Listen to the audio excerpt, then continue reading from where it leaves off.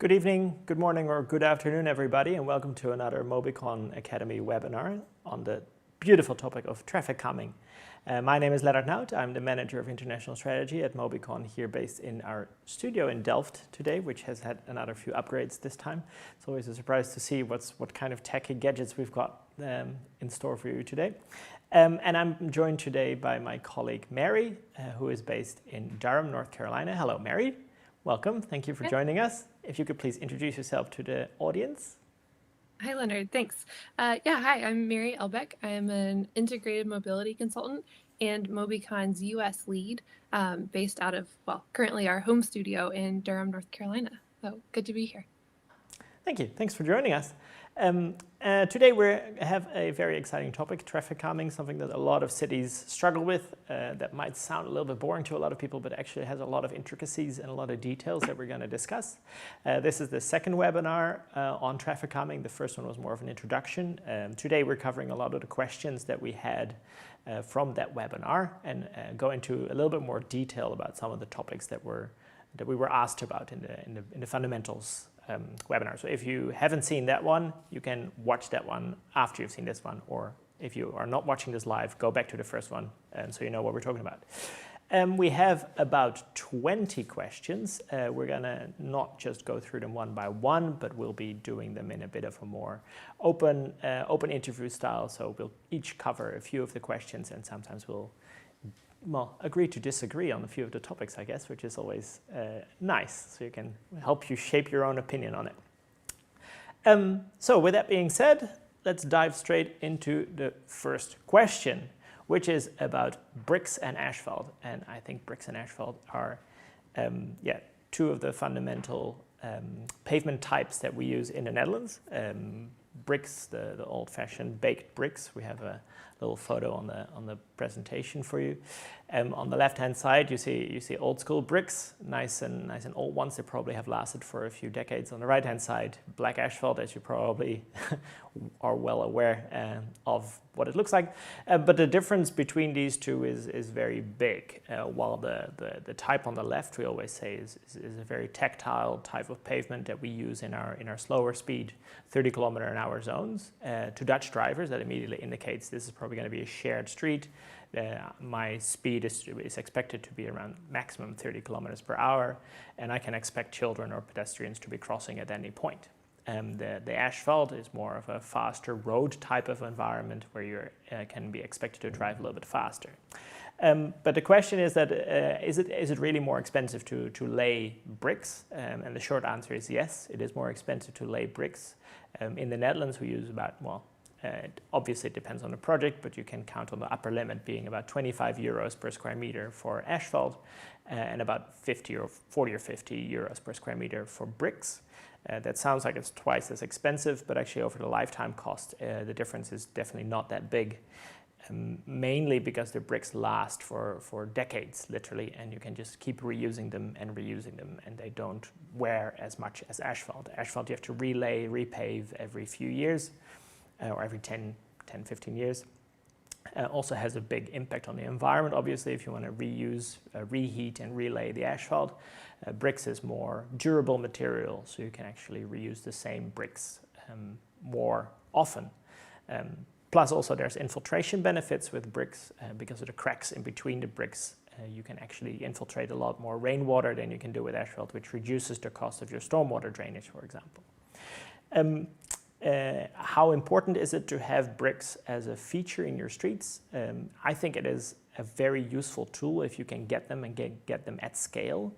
Obviously, the more you have, the more you buy, the cheaper it gets because there's more factories producing them, etc., etc. So there's definitely economies of scale at work. So if you're in a country where you currently don't use any bricks in your pavement materials, then you might see that the first street you do is going to be quite expensive because it's quite labor intensive to lay.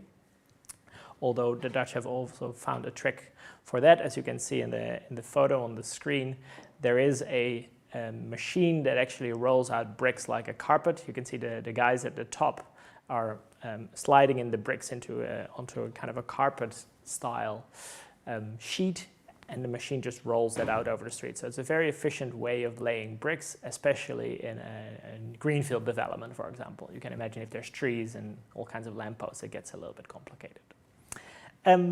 So I think that should answer the question of bricks. If you can get them, great. If you can get lots of them, even better, because they get cheaper. But if you can't get them, it's definitely not the only tool in the toolbox for calming the traffic, as we'll see throughout this presentation. So that was the first question. Over to Mary for the second question, which is about curbs. Thanks, Leonard. Yeah, so our next question is, does installing curbs influence operating speed because of the firm line? And if so, should we be installing them? I think this is a really good question.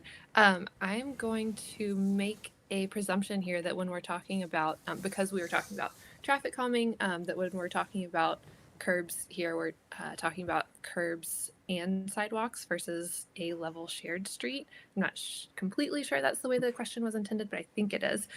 So I would say it really depends a lot on what else is going on around the street. So looking at what the function of the street is, is it serving as a local access street, or is it more of a connector distributor type street?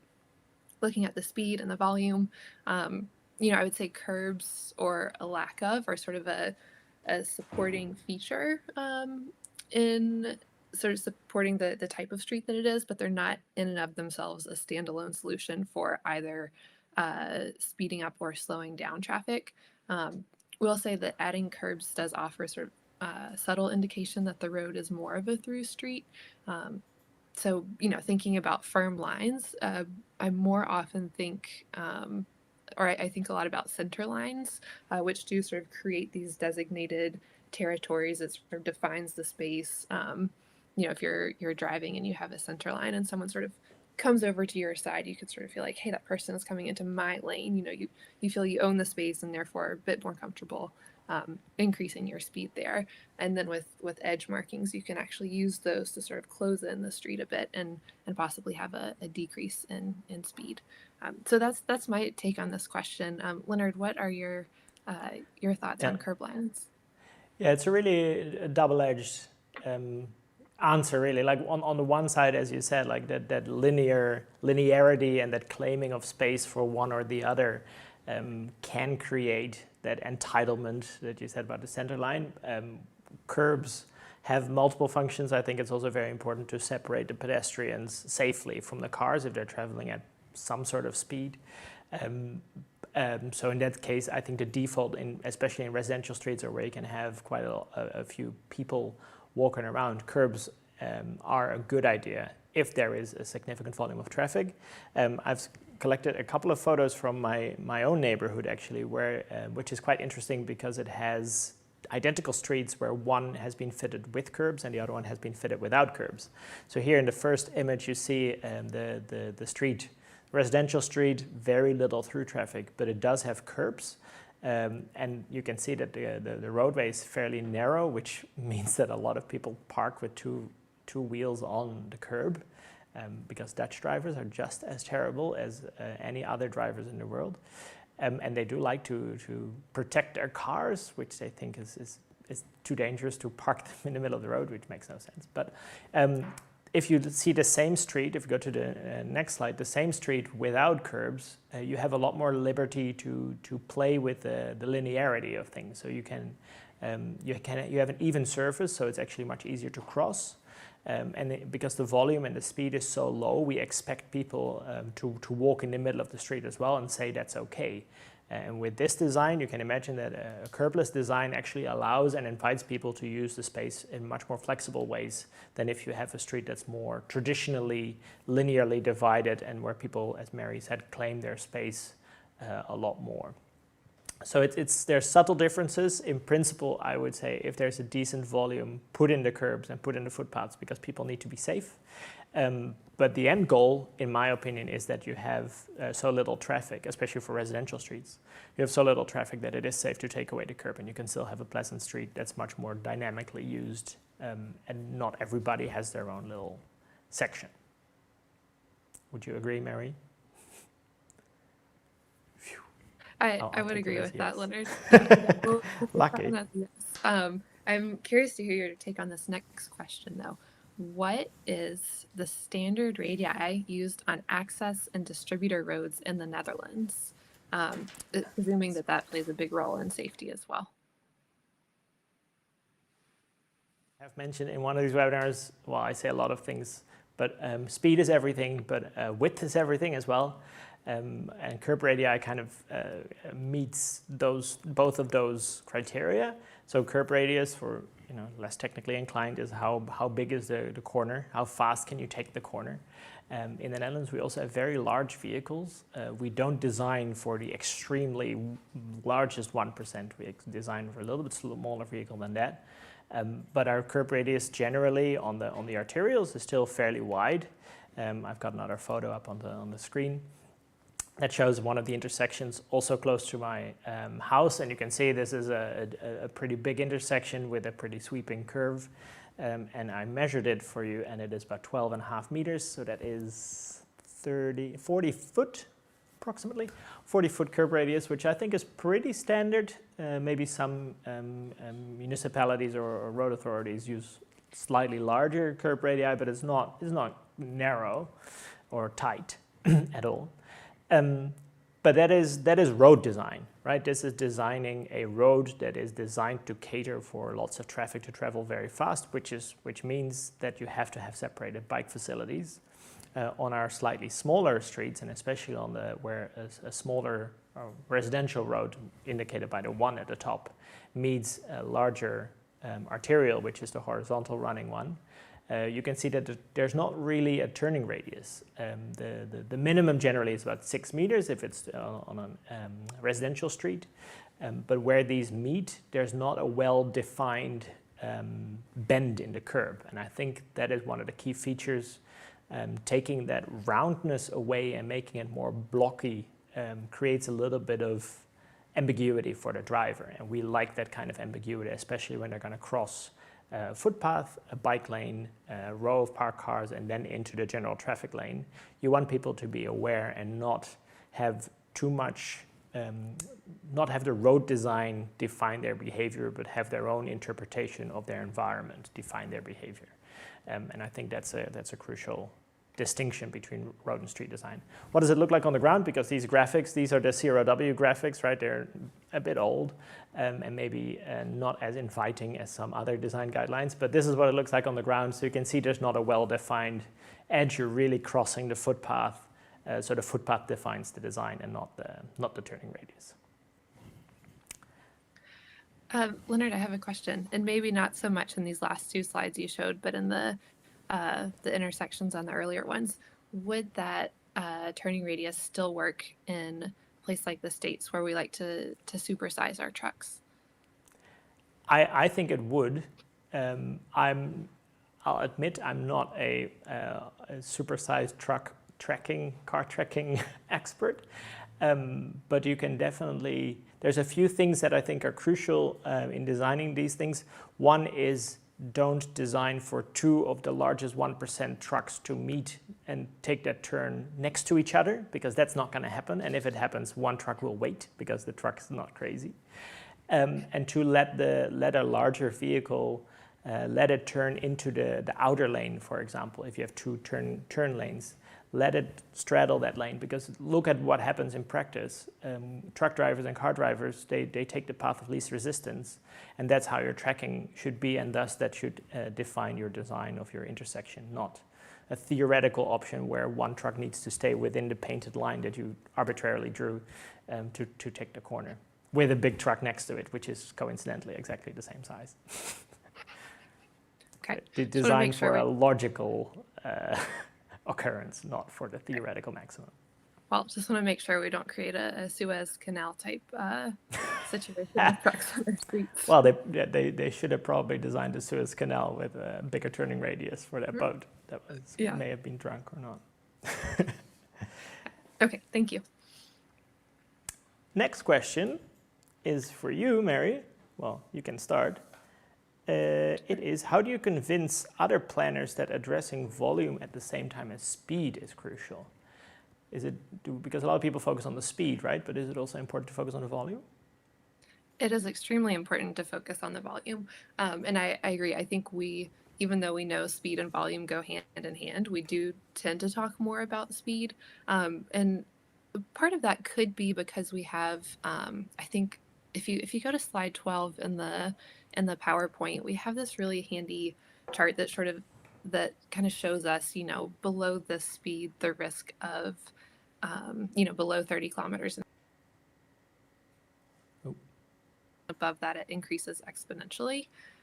We don't necessarily, at least not that I'm aware of, have a similar sort of really easy graphic that relates to volume in the same way. If you go to the previous slide, this is taken from the Federal Highways Administration guidelines, where it does show that speed and volume are closely related to safety, particularly in thinking about more vulnerable road users. So larger volumes, larger speeds, you want to increase your level of separation. One of the things that I think could be really handy in terms of sort of conceptualizing your sort of argument or discussion with other planners, that just it sort of helps me think about it, is thinking about the crossings. Good crossings become extra important with higher volumes. You just don't have, there just aren't going to be good gaps in traffic for people to be able to cross safely. So that crossing needs to be really well designed. It's also going to be harder for turning vehicles to be able to pay attention and look out for people cycling or walking if they're sort of focused on these higher volumes of traffic moving around them. So that's sort of my main thoughts there. If you go down two more slides, let's see, to slide 13 here. This is adapted from the CROW, so nationwide uniform guidelines on, I like to call it my when to build wet chart. So again, we see here with the speeds from walking up to 30 kilometers an hour, that's where you can sort of have these more shared street type atmospheres. But in the I guess the box doesn't show up. Anyways, on the second column there, where we look at volumes, you can see that the traffic volumes is really where you can kind of start to differentiate what a bike facility might really be the most appropriate. So it sort of helps further define what that, how much sharing of a street might be appropriate. But again, we can see from this the main takeaway that volume and speed do go hand in hand. So that's my take on volume. I'm curious what additions you might have to that, Lennart. Yeah, I think what we shouldn't speed obviously is very important because of the consequences of a crash, right? That's the key driver there, so safety perspective. But the best, or if you reduce the traffic by 50%, your chances of a crash are also going to decrease. Well, especially in a low speed environment. So you take away the danger, which is better than reducing the risk of injury, right? If you take away the risk of a crash, that's better than taking away the impact of a crash or reducing that. So I think that's something to keep in mind, and that might help in your discussions, although there seems to be a little bit of a strange correlation between a reduction in traffic volumes and a spike in crashes in the US in COVID times, which may need some further research, but could be related to poor street design. But I'm just going to leave that there for now. All right, then the next question is about width. And as I said before, width is everything. But what if your town's traffic engineer refuses to build a residential street, I might add, narrower than 10.5 feet? What do you do then? 10.5 feet is about 3.5 meters. 3.5, yeah, about 3.5 meters. So that's pretty wide for Dutch standards.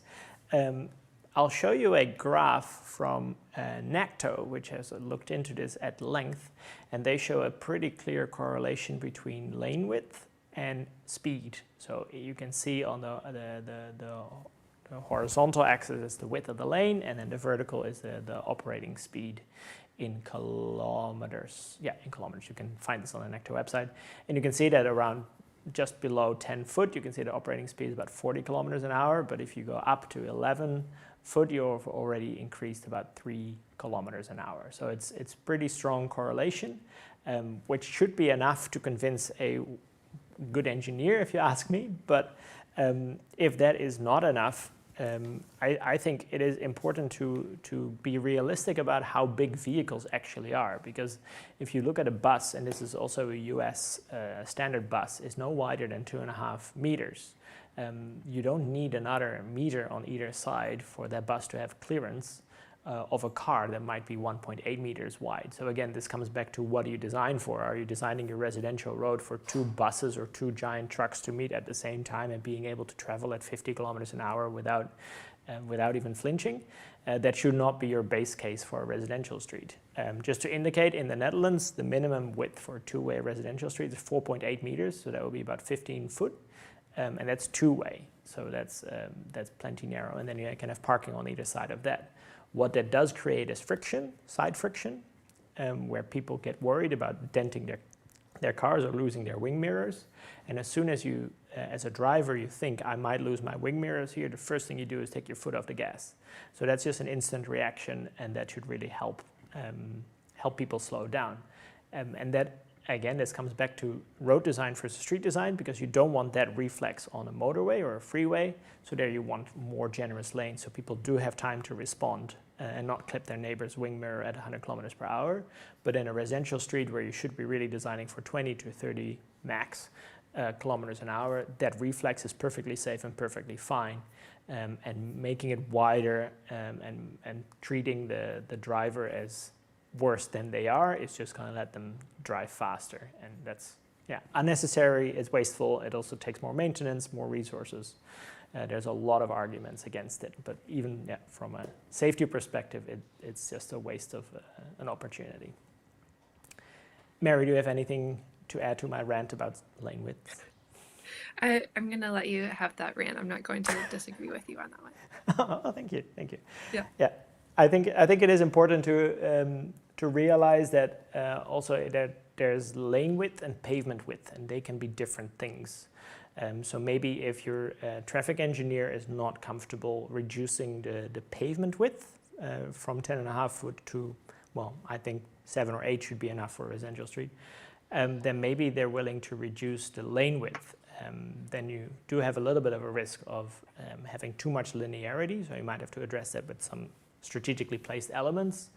But then at least you have a vision, optically narrower street. So that might help a little bit.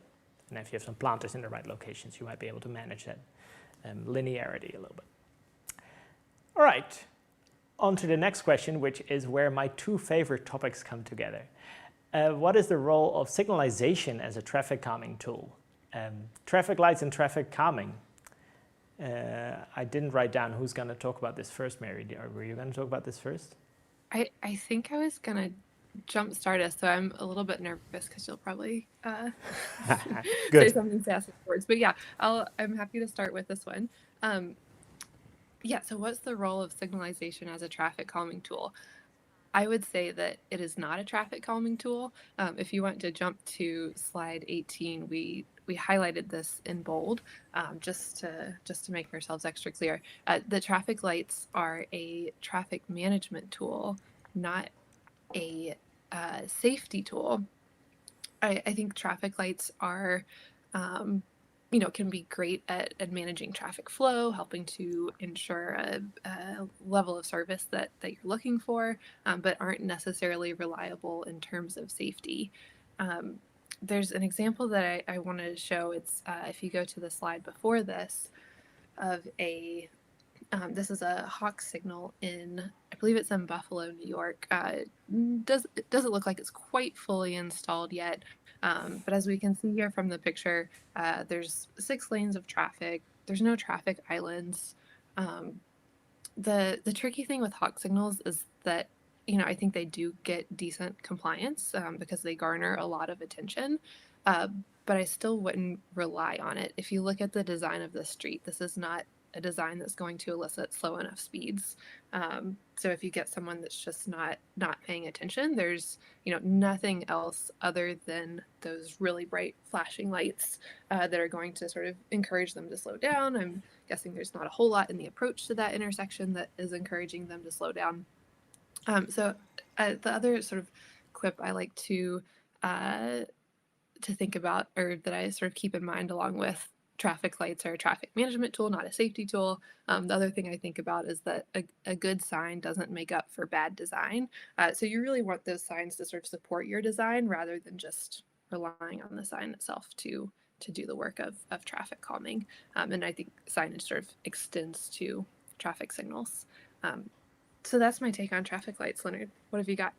I hope you didn't hear my gasp when I saw that photo. I would not cross there, no matter how many flashing lights we've got. Yeah, I agree. Of course, traffic lights are a traffic management tool, not a safety tool. However, if you do have a lot of them, you can use them strategically. Now, we often use traffic lights as dumb stop signs where one green, then the other green, then the other green, then the other green. That's it. There's no strategy behind it.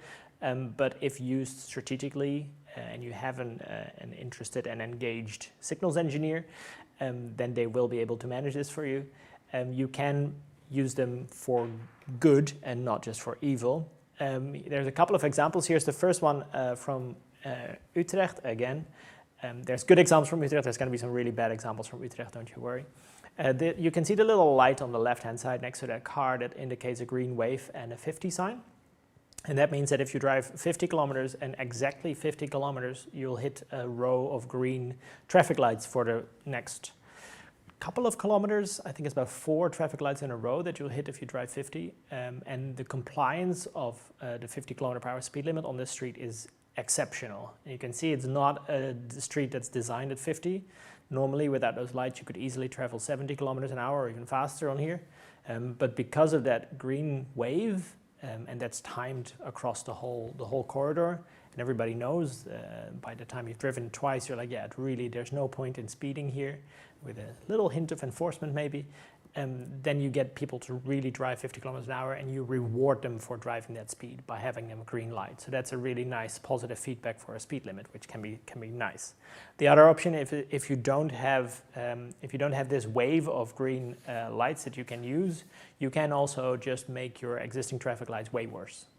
Just keep them red for a long time. They use this strategically in Utrecht in a few places where they just let 3 cars through at a time. The queue backs up and everybody knows you have to wait for 10 minutes there. I will take a different route. So it kind of becomes like a semi-permanent modal filter where you do let cars through, but only very few. Considerations for buses, obviously, and pedestrians and bikes can have a lot more green time in the cycle then, which is great. But that's, politically it might be challenging, but there is a way to use traffic lights for good.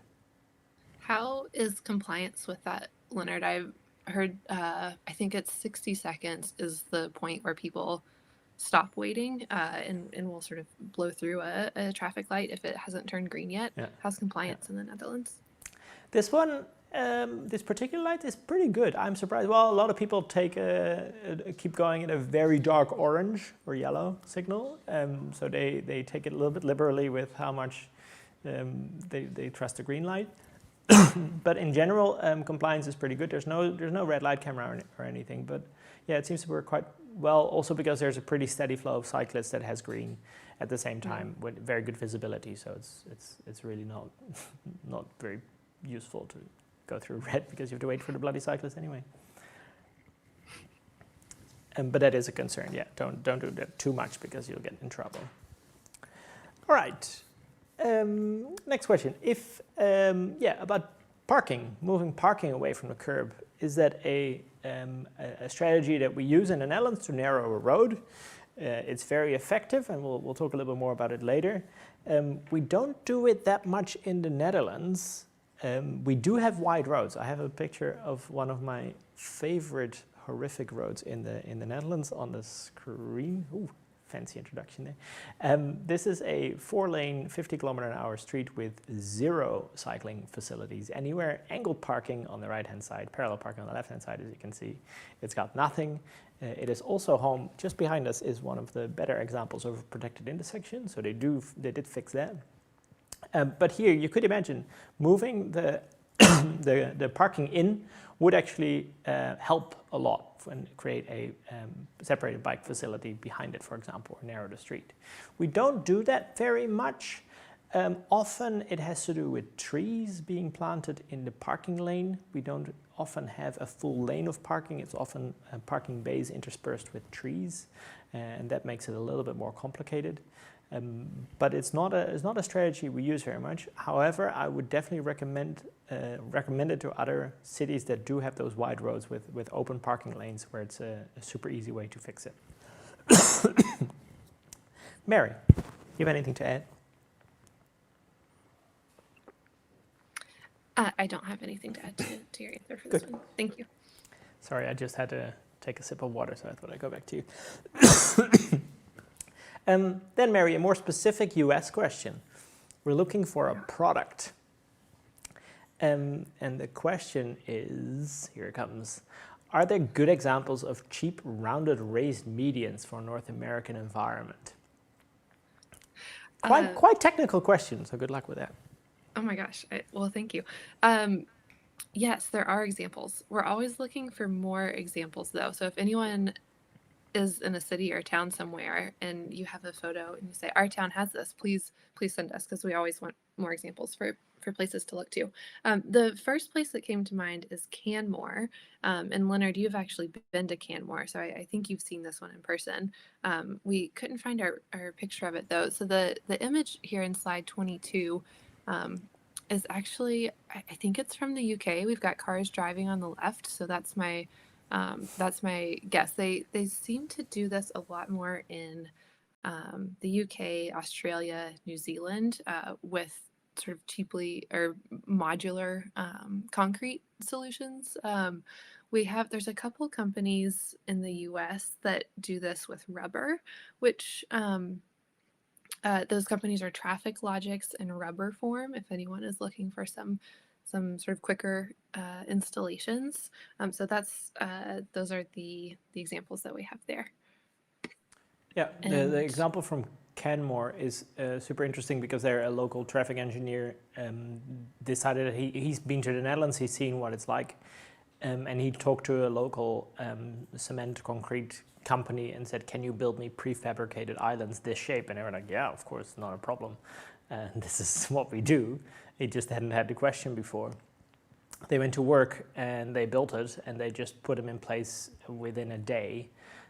Concrete slabs, rounded island made to shape, but he now can produce dozens of them for a fraction of the cost and a fraction of the installation cost instead of pouring it into the existing street. So definitely, if you're looking for this, get in touch. We can put you in touch with our contact in Canmore, or just talk to your local concrete factory. They might be able to help you because this is their bread and butter work, so it's easy. Yeah, thanks, Leonard. So the next question is for you, and I'm very eager to hear your answer here. How do the Dutch deal with their gray roads? And maybe you want to give a quick definition of gray roads for people. A gray road, yeah, one of those asphalt concretes, the things that are not very nice. No, gray road is the halfway point between a street and a road, a strode. So it's a little bit too busy to be a residential street, but it's a little bit too quiet to be an arterial road or a busy road. And they tend to have have a lot more traffic on them. Traffic evaporated, people moved out, for example, or less driving.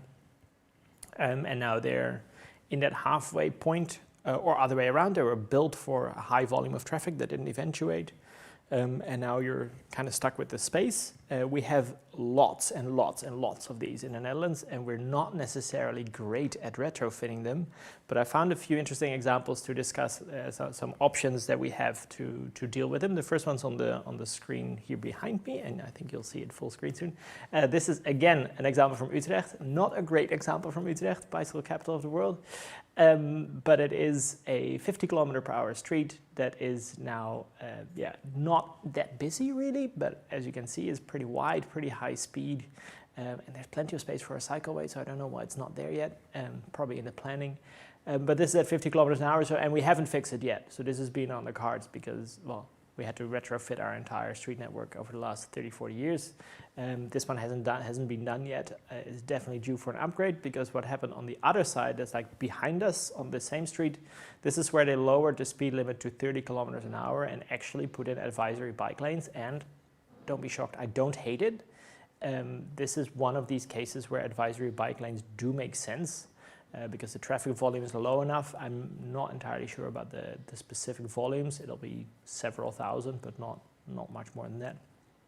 And the advisory bike lanes make it narrow enough to indicate to drivers, look, there's going to be lots of cyclists here. Important to note, don't do this if you don't have colored asphalt and if you're not willing to have that narrow lane in the middle that's really only one car width wide. If you do the same treatment with black asphalt and just painted lines and you have a big fat median in the middle where two cars can still pass, it's not going to work. So those are two examples, and I have one more example from Utrecht as well. You can see this beauty in one of the expansion neighborhoods which grew very rapidly. This is where they had a super wide, it's laughably wide, with advisory bike lanes. Also doesn't make any sense at all. But this is where they were like, okay, we might have a problem.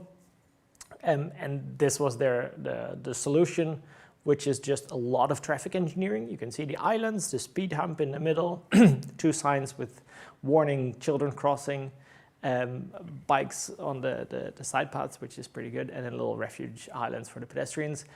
What's good about this is that it makes it one way for a short section. So that really slows cars down because there's going to be a car coming from the other side. So that's very effective in traffic calming. But it's still lipstick on a pig because it is a lot of engineering onto a very ugly road, and it's not really turning it into a street. So yeah, we're working on it, but we're definitely not there yet.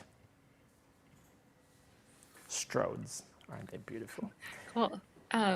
Yeah, thanks for that, Lennart. I think a lot about that question because when you look at just kind of plain old bicycle lanes or painted green lanes in the States, that tends, or North America, that tends to be our default infrastructure and our facility, and I've really tried to figure out where in Dutch guidance does this fit, and I think it kind of fits into that really small window of gray roads, sort of in that 30 to 40 kilometer an hour window where you're not totally sure what to do. So it's actually a pretty small window where they make sense. So, exactly, yeah. That should never be the default, right? It's the fallback option. Yeah, exactly. Okay, so this next question is kind of a fun one. I don't think we show off enough parking in our photos. There's very little car parking in any of the photos from the Netherlands. Where are they all? They're definitely there. The Netherlands has one of the highest car ownership rates in Europe. Well, probably the US a bit higher, but we have about 9 million cars in the country. We're just a little bit better at hiding them, but also not. As we can see in this photo, I just grabbed a random image. I'm not even kidding. This is a pretty typical residential neighborhood in the Netherlands with a lot of on-street parking. Our residential streets, where you have townhouses and attached dwellings, generally don't have off-street parking. Which means that we don't have the driveway problem as much, which is nice. But it does mean that all the cars are parked in the public space. For newer developments, a lot of cities just require underground or at least on-site parking for the cars. There's still a lot of cities, well, I think almost all cities have parking minimums. Which are at the same time their parking maximums. They just have a parking number that they want. It's either 1 or 2 per dwelling. Some still have 3 car parks per dwelling that they'd require. But there's definitely a lot of parking. Maybe we don't show enough photos of it because it's really ugly and we're not very proud of it. But I'm going to make a point now of showing you streets with lots and lots of parked cars and how annoying they are. Especially when there's really skinny footpaths and you can't even pass with the pram. They're there, don't worry. Yep. All right. Now another technical question. Mary, this one, we'll start with you again. How about the rumble strips? Can we use rumble strips instead of pavers in the center line? I think this is in response to a specific image where we had a row of brick pavers in the middle of a road, which is pretty typical Dutch treatment, but it's quite expensive. Can they use rumble strips? My take on this is sure, why not? It probably won't be as attractive, but it's the same idea. Um, I also think it could be useful as an edge marking or a divider between cars and cyclists or cyclists and pedestrians. Here's an example of it. I'm hoping everyone can ignore the rest of the street design here. I have not seen any examples of this used appropriately. This was the best one to sort of clearly show that it's being used as part of that buffer zone. Um, so again, we're not recommending this application of it, but I do think it's interesting to think about when applied to a bike lane on a 20 mile per hour street or something. Yeah, I guess it's a rumble strip is very effective at 100 kilometers or at 70 miles an hour, and maybe more so than at 20. But yeah, if you make it a really big, a really wide rumble strip, you kind of get that tactile feedback that you get with a row of brick pavers, and that's what counts. But yeah, I agree. It's definitely not as attractive as a nice row of brick pavers. And I wouldn't underestimate the importance of building attractive streets, because people, as soon as you put something new in, there's going to be an inherent fear of change, or people are not going to like to change, and especially if it just looks like more engineering, they're not going to like it. If you create something new that's more beautiful and has more texture, more different surfaces, different colors, I absolutely am convinced that will reduce the antipathy in society against these changes, and that's not to be underestimated. It's also one of the reasons why I think red is a really nice color for cycleways, because it's a color that matches much more with the environment. I don't know if you've seen a picture, but Rotterdam recently built a yellow cycleway, and I was shocked, but I don't hate it, because it is exactly the same color as the sandstone buildings that are lining the streets. So it's kind of nice. Anyway, we got talking about colored asphalt for some reason. I don't know why. I'm sorry. I'll take it back. We are at this question. Yeah, we have to hurry up a bit, because I hear in my earpiece that we have about 15 minutes left. Okay. Let's talk about emergency vehicles. That's fun. How are emergency services impacted by these traffic calming measures? There is a lot of traffic calming measures, so we'll just pick a couple, I think. Maybe, mostly one. Ooh. Lennart, we could have an entire webinar on this, and you just told me we're getting close to the end of this one. So thanks for that fun challenge. So how are emergency services impacted? The short answer is they're sort of very nominally impacted, if they're impacted at all or negatively. What the sort of main argument is that there's an overall decrease in incidents due to fewer crashes. If we look at, I think the main one we think of are fires, because fire trucks take up the most room. So if we look at, traffic fatalities to fire fatalities, for every 5 in traffic, there's 1 in due to a fire, and that skews even more in favor of traffic improvements when you include injuries. That said, it is a consideration that needs to be made, of course, because emergency vehicles need access. So I would look at both sort of short and long-term strategies, with short-term strategies focusing more on sort of traffic calming measures specifically. So thinking about mountable curbs, looking at roundabouts, maybe that's sort of a medium-term strategy, or bollards that are sort of the retractable bollards that can go down for emergency vehicles. And then in the longer term, looking at, purchasing new equipment that's more maneuverable, more adaptable to narrower streets, creating a better connected network so that trucks can move, they can sort of move pretty quickly on your connector road, and then they only have a really short distance on the traffic calm streets, is another sort of major point in speed, and also sending fewer fire trucks to emergencies unless it's specifically related to a fire is something that we've seen other places do. So that's my sort of short-term and long-term takes on it. Lennart, do you want to talk about a couple examples from Canmore in the UK? Yeah, I think there's 2 different aspects you have to keep in mind. One is the traffic calming, meaning reducing the operating speed on your roads and your streets, right? Your residential streets and your roads. On the residential streets, it doesn't impact the emergency services, because if you reduce the speed limit from 50 to 30 kilometers an hour, the fire truck is still going to go 50 or 60 kilometers an hour through that street. So that's not necessarily speed reduction in the residential area is not going to be impacting emergency services too much. On the arterials, kind of the same issue. You're basically reducing you're taking away the speeding, but it doesn't mean that a fire truck with a professional driver can't go very fast. The second question is about the modal filters, where you really cut the traffic off, which is a great way to reduce the volume.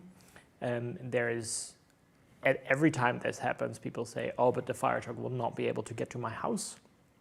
One, that's not true, because examples from London are plentiful now, and the response from fire services and emergency services has always been very positive.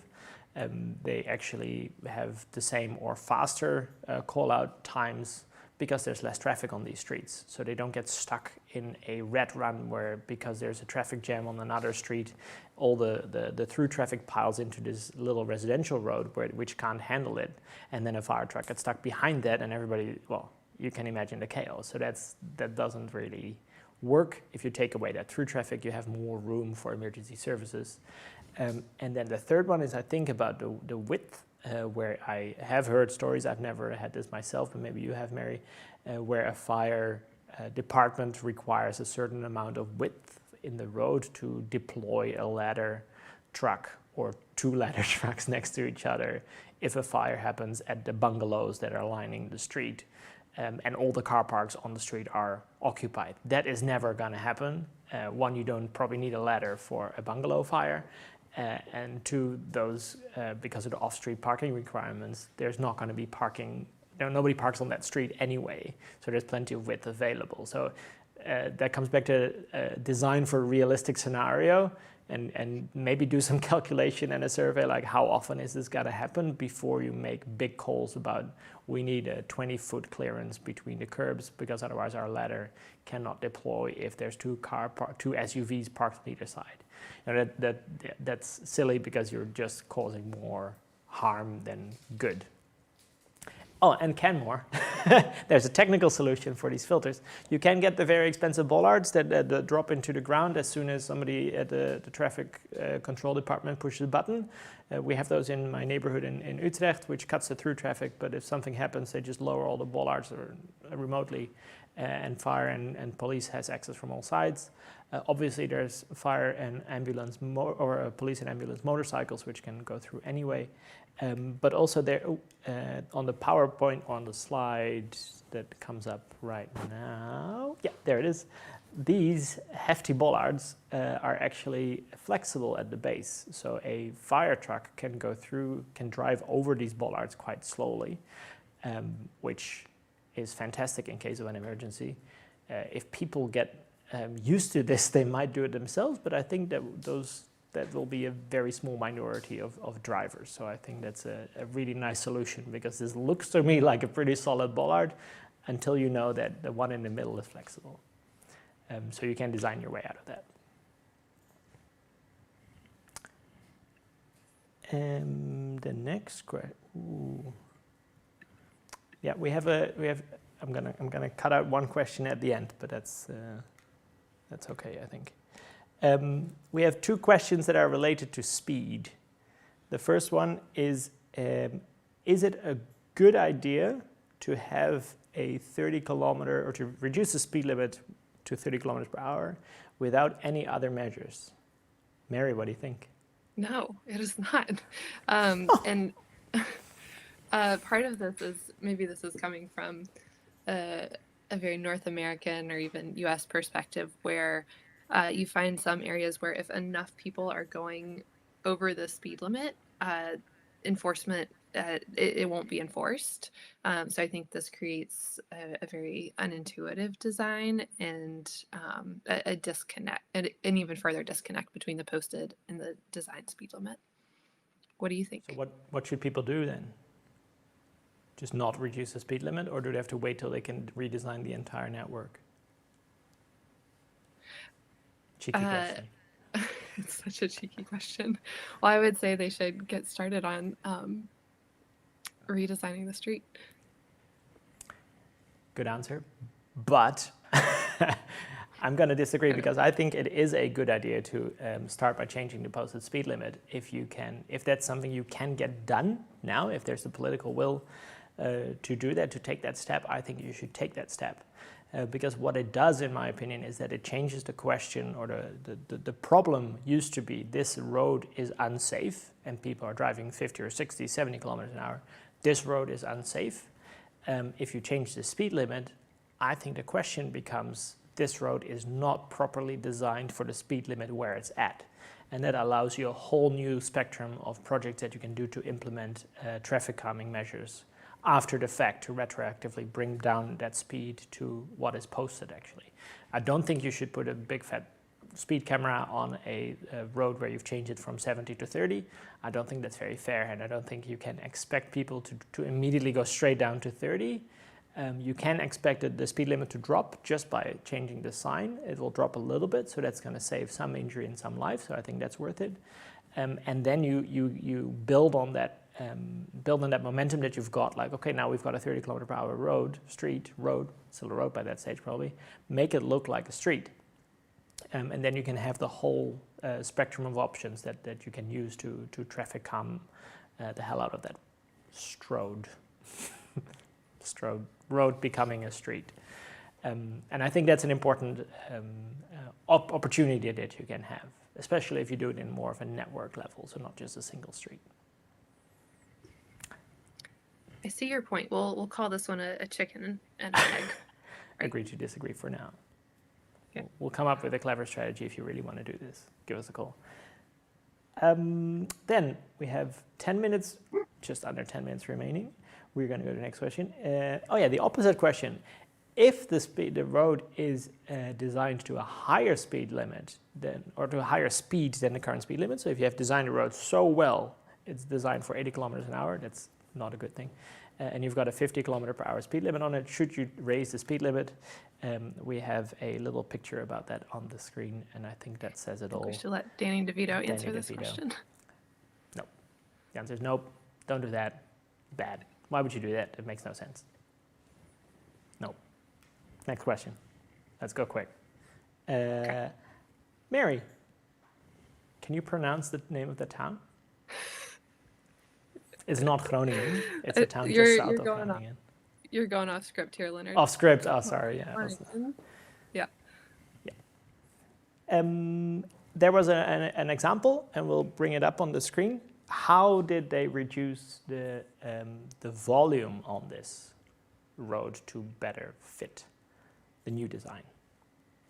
Yeah. So, again, this example is from Groningen, and they basically decided this street was less of a through moving street and more of an access street based on the shops and restaurants and everything around it. So we see our before there with dedicated sidewalk, cycle track, and traffic lanes, and then in our after, it's more of a shared street for bikes and cars and buses, with then still some a slight differentiation for pedestrians. So in this example, this was more just a case of traffic sort of evaporation. There wasn't, my understanding is there wasn't anything, there were no sort of bollards put up to prevent access. It was more based on behavior. And I think traffic evaporation is a lovely term, and we talk about it a lot without always having exact numbers to back it up. But there was a really lovely study done with 60 case studies from around the world looking at, both intentional roadway reallocations as well as unintentional incidents like earthquakes or bridges collapsing where traffic just had to change. And throughout these case studies, there was on average a reduction in traffic of 22%. Overall, it wasn't that people moved to other streets.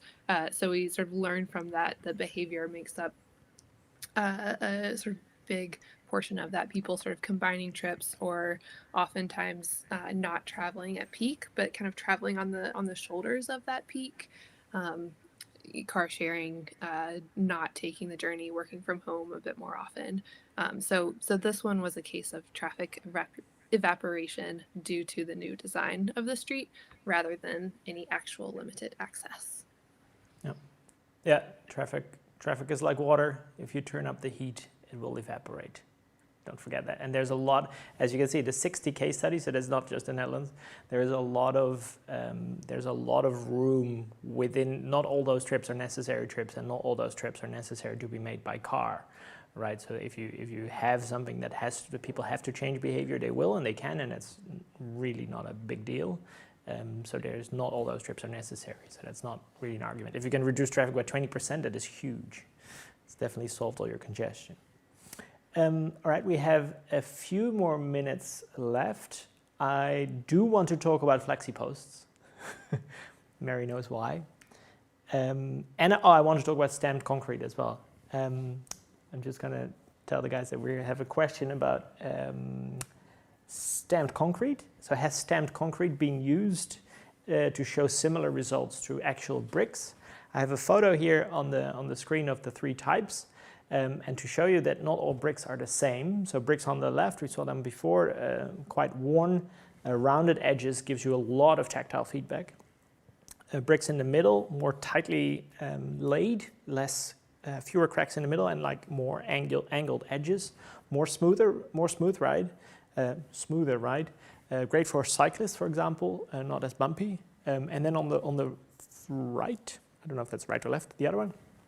That's actually stamped concrete or stamped asphalt. What they do is they lay the asphalt, then they reheat the top, put a template on it in like steel, and then they stamp that in with one of those compactors. It's a little bit more expensive than laying bricks, but it is quite durable, very little in terms of maintenance, but also not the same infiltration benefits. So there's cost and benefits related to them. One side benefit is that the noise production with stamped concrete is about 2 decibels less than with bricks at the same speed. So that's if noise is a real concern, stamped concrete might be your go-to, or if you can't get bricks, stamped concrete might be a good option because it looks nice. I think it's more tactile, and it does have that traffic calming feature, although maybe slightly less than those really worn rounded bricks that we see. And then we go to the flexi post question, which is that if city staff is concerned with keeping the traffic going, keeping traffic flowing on arterial streets, and they have resistance to installing flexi posts, what do you do? Well, first we have to talk about flexi posts, because this is a video from the company that produces flexible posts that I saw on Twitter, and they advertise with this, which makes me terrified, and also is, in my opinion, the biggest self-own, because it shows you that flexi posts actually don't do very much when it comes to safety, because you can literally drive over them at, I don't know what that was, 50 miles an hour, and you won't even flinch. So flexi posts might look like a good solution. I'm no longer a fan, and I think you should find something more durable and a little bit more scary to drivers. But coming back to the question, how do you deal with the concern about keeping the traffic moving? If you're really concerned with keeping the traffic moving, you should really consider roundabouts instead of signalized intersections, because they have much more continuous flow.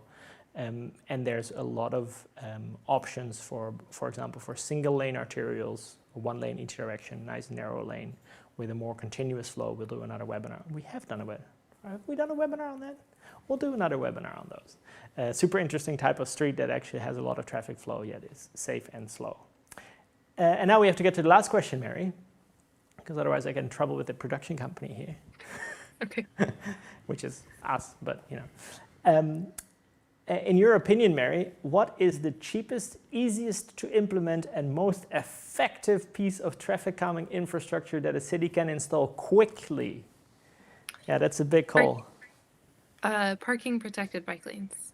Boom. That was a very quick answer. what if your street looks like the image that you're about to see?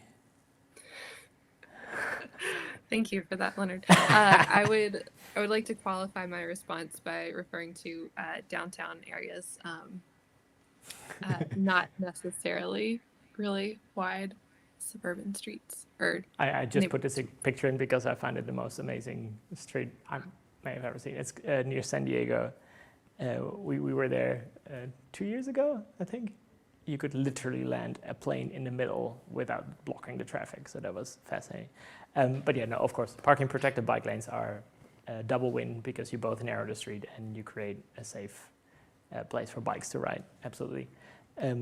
I would recommend, if you have little money and you only have short time for implementation, the picture that we see on the screen. Thank you, Brandon, for sending this to me on Twitter, because it is a beautiful image. A rock. You can put a rock in the middle of the street and you have an instant modal filter that nobody will mess with. I see that in the UK they're implementing a lot of low traffic neighborhoods. There's always cars trying to pass over the footpath or driving through, pushing away the barriers. If it's a rock that looks like this, nobody's gonna like it. And then the second option, if you're really cheap and you really have no money at all, just stop filling the potholes. I mean, if you don't fill the potholes, the traffic will slow down. This might be a little bit extreme, but a lack of maintenance can be a fantastic traffic calming tool, as long as you make sure that you have a separated bikeway that's slightly better maintained than this. And I think with that, we're gonna have to wrap it up. Thank you, Mary. Good. That was fun. Thank you, Leonard. Yeah. We had a couple more questions that we didn't cover, but I think we might have to do a third one. If anybody's watching and still has a burning question, send it our way. We won't have time to cover it tonight, but if there's enough questions, we can cover it in the next session with the Mobycon Academy. This was a really good transatlantic cooperation. It was nice. Yeah. Thank you for joining. And thank you at home for joining us. And we hope to see you at the next Mobycon Academy webinar. Good night.